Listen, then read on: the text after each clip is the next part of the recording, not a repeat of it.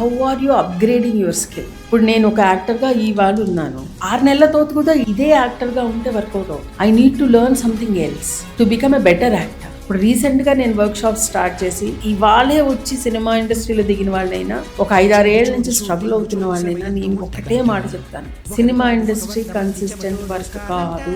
Every Friday decides the career of hundreds of people.